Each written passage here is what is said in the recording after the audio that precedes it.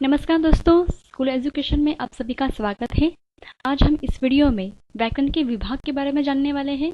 व्याकरण के विभाग में वर्ण, शब्द, वाक्य किसे कहते हैं, वर्ण, शब्द, वाक्य किस तरह तैयार होते हैं, इनके बारे में हम अधिक जानकारी लेंगे। तो आइए देखते हैं व्याकरण के विभाग।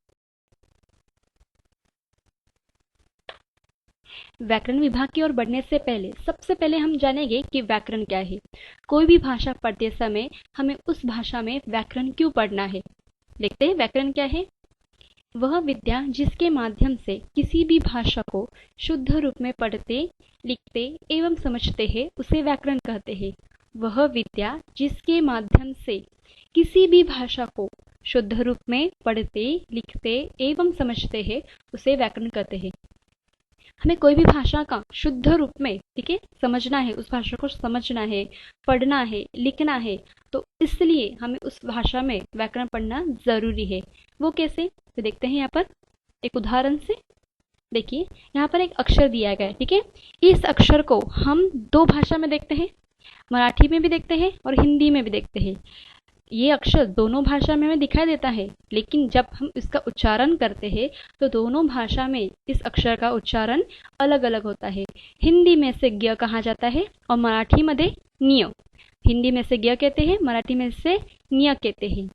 इस बात का हमें कब पता चलता है, जब हम उस भाषा का हम क्या करते हैं, व्याकरण पढ़ते हैं।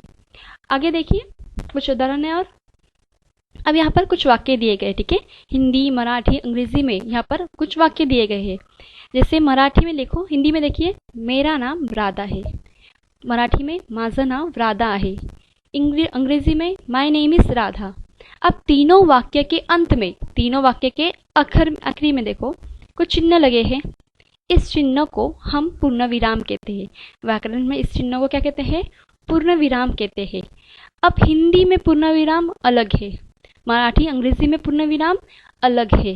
हिंदी में खड़ी दंडी लगती है और मराठी अंग्रेजी में एक बिंदी लगती है, एक बिंदु लगता है यहाँ पर।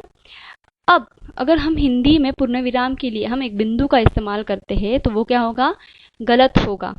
तो इस बात की जानकारी हम उस भाषा का व्याकरण पढ़ने से हमें मिलती है, ठीक है।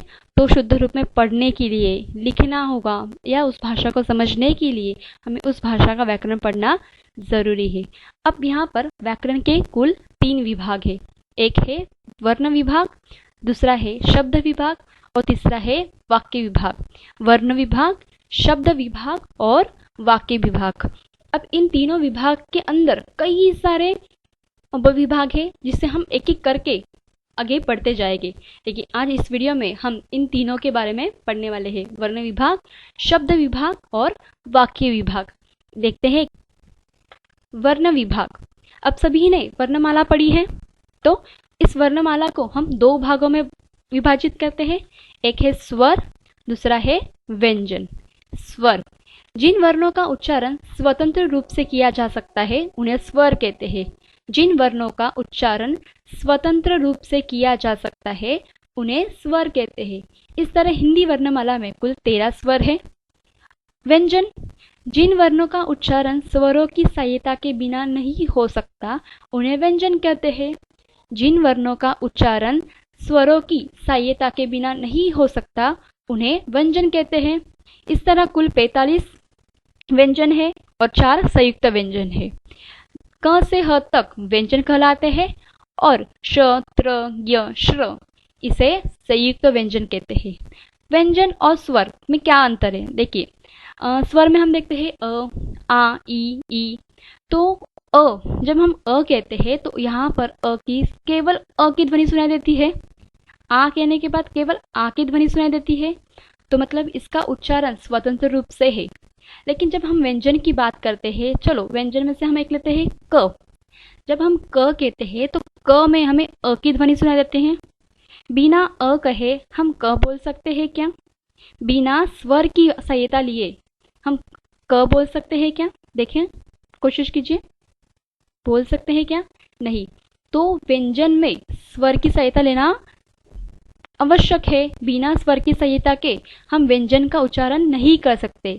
तो ऐसे जो वर्ण होते हैं जो बिना स्वर की सहायता के बिना नहीं किए जाते, उनका उच्चारण बिना स्वर के नहीं होता, उन्हें हम व्यंजन कहते हैं। ठीक है, तो यहाँ तक हमने देखा है स्वर और व्यंजन क्या है।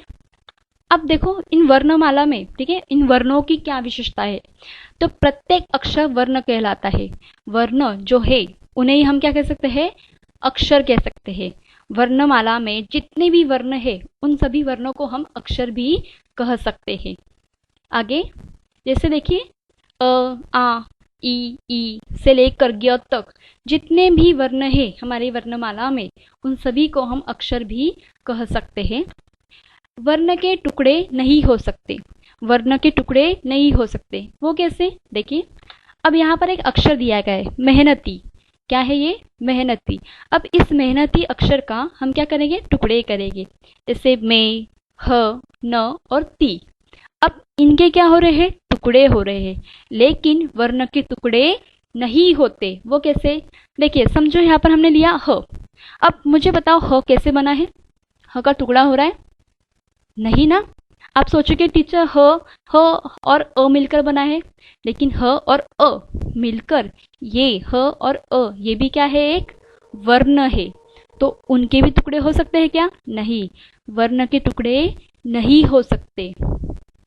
अब आगे देखो, भाषा की सबसे छोटी इकाई वर्ण है, मतलब भाषा का सबसे छोटा अंग क्या है, वर्ण है। मतलब वर्ण से छोटा कोई और यहाँ पर भाग अंग नहीं है। ओके, अकेले वर्ण का कोई अर्थ नहीं होता, अकेले वर्ण का कोई अर्थ नहीं होता। जैसे मैंने यहाँ पर देखा, हमें यहाँ पर देखेंगे ह, मुझे बताओ ह का कोई अर्थ है क्या, ह का कोई मीनिंग हो रहा है यहाँ पर। जैसे मेहनती का अर्थ बन रहा है मेहनती, परिश्रमी, लेकिन ह का कोई अर्थ है क्या, ये मे का कोई अर्थ है क्या, नहीं। न का कोई अर्थ बनता है क्या, नहीं। टी का नहीं। तो इस तरह अकेले वर्ण का कोई अर्थ नहीं होता। तो वर्ण विभाग में हमने देखा कि वर्ण विभाग में वर्ण के दो भाग पड़ते हैं, एक स्वर है, दूसरा है व्यंजन। जिन वर्णों का उच्चारण स्वतंत्र रूप से किया जा सकता है उन्हें स्वर कहते हैं। कुल 13 स्वर है।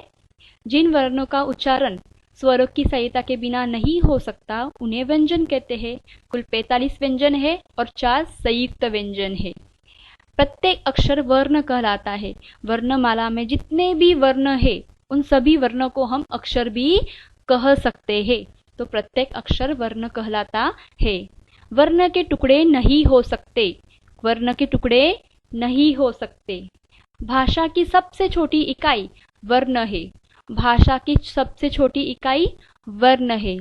अकेले वर्ण का कोई अर्थ नहीं होता, अकेले वर्ण का कोई अर्थ नहीं होता। तो ये हुआ वर्ण विभाग के। आगे बढ़ते हैं।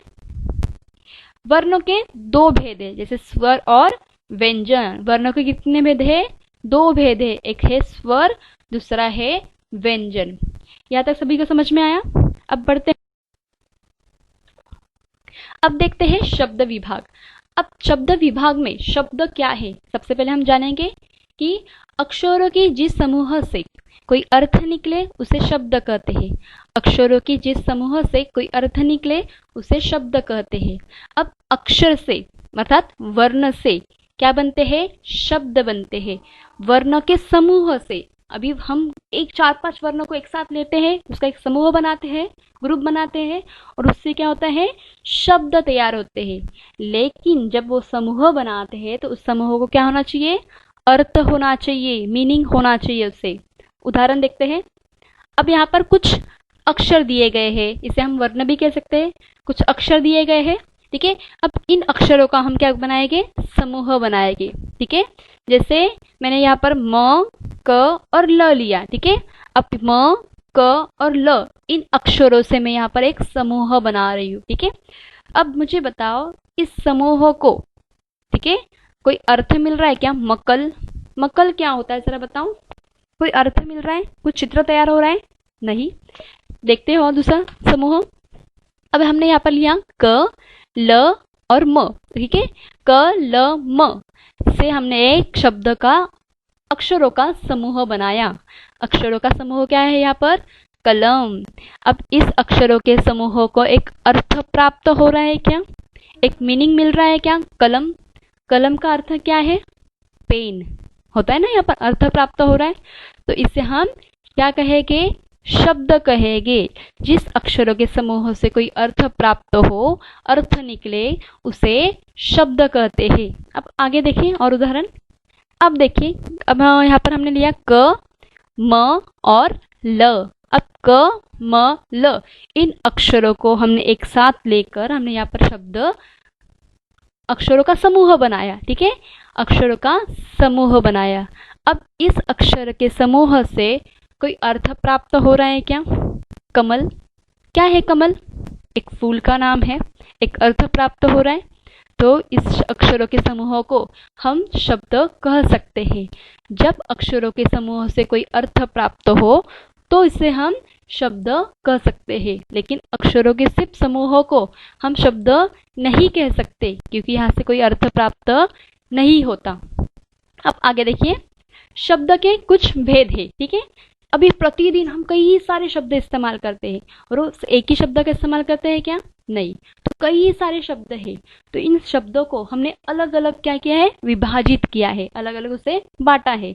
जैसे एक है रचना के आधार पर, उपपत्ति के आधार पर, अर्थ के आधार पर और प्रयोग के आधार पर। रचना के आधार पर रूढ़, यौगिक और योग रूढ़ शब्द है। उपपत्ति के आधार पर तत्सम, तद्भव, देशज, विदेशज शब्द है। अर्थ के आधार पर पर्यायवाची शब्द, विलोम शब्द, अनेकार्थी शब्द, एकार्थक शब्द, समरूप भिन्नार्थक शब्द। प्रयोग के आधार पर विकारी शब्द, अविकारी शब्द। इस तरह कई सारे शब्द के भेद है यहाँ पर।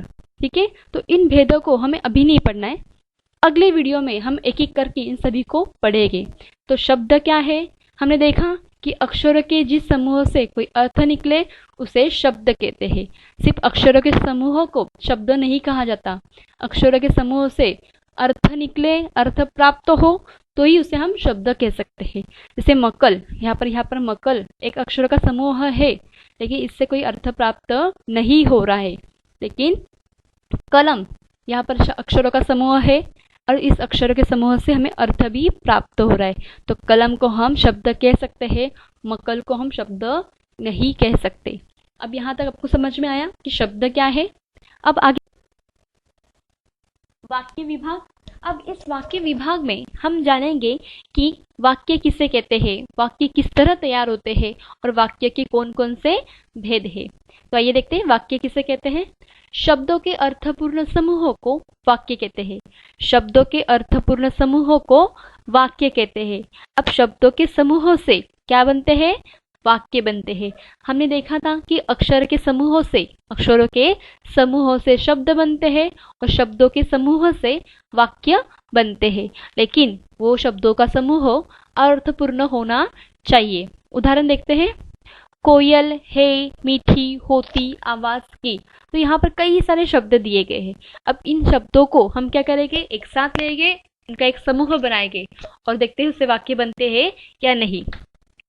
अब यहाँ पर देखिए, अब इन शब्दों से मैंने एक शब्द समूह बनाया, जैसे है की आवाज कोयल होती मीठी, है की आवाज कोयल होती मीठी। अब इससे, ठीक है, इस शब्द समूह से कोई अर्थ प्राप्त हो रहा है क्या, कोई अर्थ मिल रहा है क्या? है की आवाज कोयल होती मीठी, मतलब क्या है इसका? नहीं ना, तो इसे हम वाक्य कर सकते हैं क्या? नहीं। दूसरा शब्द देखो, कोयल की आवाज मीठी होती है। कोयल की आवाज, यहाँ पर हमने एक शब्द समूह बनाया है, कोयल की आवाज मीठी होती है। अब इस शब्द समूह से एक अर्थ प्राप्त हो रहा है, शब्दों के समूह से क्या मिल रहा है, एक अर्थ मिल रहा है, तो इसे हम वाक्य कह सकते हैं क्या? हाँ, तो शब्दों के समूह से जब अर्थ प्राप्त होता है तो उसे वाक्य कहते हैं। तो हमने देखा कि शब्दों के अर्थपूर्ण समूह को वाक्य कहते हैं। अब पद, तो शब्द के देखो, अब वाक्य में जो शब्द आते हैं, वाक्य में जो शब्द आते हैं उन्हें हम शब्द न कहकर उन्हें हम क्या कहेंगे, पद कहते हैं। वाक्य में आए हुए शब्दों को पद कहते हैं, वाक्य में आए हुए शब्दों को पद कहते हैं। जब ये शब्द अलग अलग है तो उन्हें हम शब्द कहते हैं। अब जब इन शब्दों से हम समूह बनाते हैं और उनसे एक वाक्य तैयार होता है, तो उस वाक्य में जो शब्द है उसे अब शब्द न कहकर हम क्या कहेंगे, पद कहेंगे। उदाहरण देखिए, वह सुंदर बालक रोता है। अभी यहाँ पर एक वाक्य दिया गया है, वह सुंदर बालक रोता है। इस वाक्य में वह सुंदर बालक रोता है, यहाँ पर 5 पद दिए गए हैं। 5 पद से ये वाक्य बना है, वह सुंदर बालक रोता है। तो इस वाक्य में कितने पद है, 5 पद है, वह सुंदर बालक रोता है। तो हमने देखा कि शब्दों के अर्थपूर्ण समूहों को वाक्य कहते हैं। न केवल शब्दों के समूहों को वाक्य कहते हैं, शब्दों के समूहों को जब अर्थ प्राप्त होता है तब उसे वाक्य कहते हैं। ओके, अब प्रतिदिन हम कई प्रकार के वाक्य कहते हैं, बोलते हैं। तो यहाँ पर वाक्य के 2 भेद है, एक है रचना के आधार पर और दूसरा है अर्थ के आधार पर। रचना के आधार पर अर्थात कि वो वाक्य किस तरह तैयार हुआ है, और अर्थ के आधार पर का अर्थ है कि वो वाक्य से, उस वाक्य से मतलब कौन सा अर्थ निकल रहा है, तो उसके आधार पर वो वाक्य के प्रकार निर्भर होते हैं। ओके, तो रचना के आधार पर 3 भेद है, सरल वाक्य, संयुक्त वाक्य, मिश्र वाक्य। रचना के आधार पर 3 वाक्य के प्रकार है, सरल वाक्य, संयुक्त वाक्य, मिश्र वाक्य। अर्थ के आधार पर वाक्य के 8 भेद है, विधानवाचक वाक्य, निषिद्ध वाचक वाक्य, प्रश्नवाचक वाक्य, विस्मयादिबोधक वाक्य, आज्ञावाचक वाक्य, इच्छावाचक वाक्य, संकेतवाचक वाक्य, संदेहवाचक वाक्य। तो वाक्य के 2 भेद है, ठीक है, रचना के आधार पर और अर्थ के आधार पर। भेद का अर्थ है प्रकार, टाइप। तो इस तरह हमने देखा कि वाक्य किससे कहते हैं, शब्दों के अर्थपूर्ण समूहों को वाक्य कहते हैं। ठीक है, जब वाक्य तैयार होता है तो उसमें जो शब्द है उसे हम शब्द न कहकर उसे हम पद कहते हैं। ठीक है, तो वाक्य के 2 भेद है, रचना के आधार पर और अर्थ के आधार पर। अब हम बढ़ते हैं स्वाध्याय की ओर। अभी तक हमने व्याकरण विभाग में वर्ण, शब्द, वाक्य के बारे में जितना कुछ पढ़ा है उसके ऊपर हम स्वाध्याय करेंगे। तो यहाँ पर कुछ प्रश्न दिए गए हैं, उन प्रश्नों के उत्तर आपको बताने हैं। प्रश्न पहला, भाषा की सबसे छोटी इकाई किसे कहते हैं? भाषा की सबसे छोटी इकाई किसे कहते हैं? क्या होगा उत्तर? भाषा की सबसे छोटी इकाई वर्ण को कहते हैं। भाषा की सबसे छोटी इकाई वर्ण को कहते हैं। प्रश्न दूसरा देखिए, निम्नलिखित वर्ण समूहों में वर्णों को सही क्रम में लिखकर शब्द बनाओ। अभी कुछ वर्ण समूह दिए गए हैं, उन वर्ण समूहों में, ठीक है, जो वर्ण है उन्हें सही क्रम में लिखना है और अच्छे से शब्द बनाना है। भलसु, ठीक है, वर्ण का समूह है भलसु। भलसु को कोई अर्थ है कि यहाँ पर नहीं, तो इन वर्णों को हमें सही क्रम में लिखकर क्या बनाना है, शब्द बनाना है। क्या होगा वो? सुलभ। आगे देखिए, रगसा, वर्ण का समूह है रगसा। वर्ण को अब सही क्रम में लिखकर हम शब्द बना रहे हैं सागर। तीसरा देखिए शब्द पाला ठसा, कोई अर्थ है? नहीं। क्या होगा उत्तर? पाठशाला। चौथा देखिए वितिन, कोई अर्थ है क्या वितिन? नहीं। क्या होगा वर्ण का समूह? विनंती। इस वर्ण के समूह को अर्थ है, क्या होगा ये शब्द? विनंती। ओके, अब आगे देखते हैं प्रश्न तीसरा, नीचे दिए हुए शब्दों को सही क्रम में लिखकर रखकर अर्थपूर्ण वाक्य बनाओ। नीचे दिए हुए शब्दों को सही क्रम में रखकर अर्थपूर्ण वाक्य बनाओ। अब यहाँ पर शब्दों का समूह दिया गया है, ठीक है। इस शब्दों के समूहों को हमें सही क्रम में रखना है और उससे अर्थपूर्ण वाक्य तैयार करना है। मेरा है आज जन्मदिन, सही है कि इन शब्दों का क्रम? नहीं। तो क्या होगा उत्तर? आज मेरा जन्मदिन है। दूसरा देखिए, हे पिताजी मेरे वकील, हे पिताजी मेरे वकील। अब इन शब्दों का समूह, ठीक है, सही क्रम में है क्या? नहीं। तो हम इसे सही क्रम में लगाएंगे और एक अर्थपूर्ण वाक्य बनाएंगे। मेरे पिताजी वकील है, मेरे पिताजी वकील है। आगे देखें, धन सबसे है विद्या बड़ा। क्या होगा उत्तर?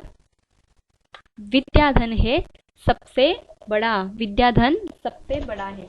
आज के लिए इतना ही। अपना ख्याल रखिए, इस वीडियो को लाइक कीजिए, शेयर, और अगली आने वाली वीडियो देखने के लिए चैनल को सब्सक्राइब कीजिए। धन्यवाद।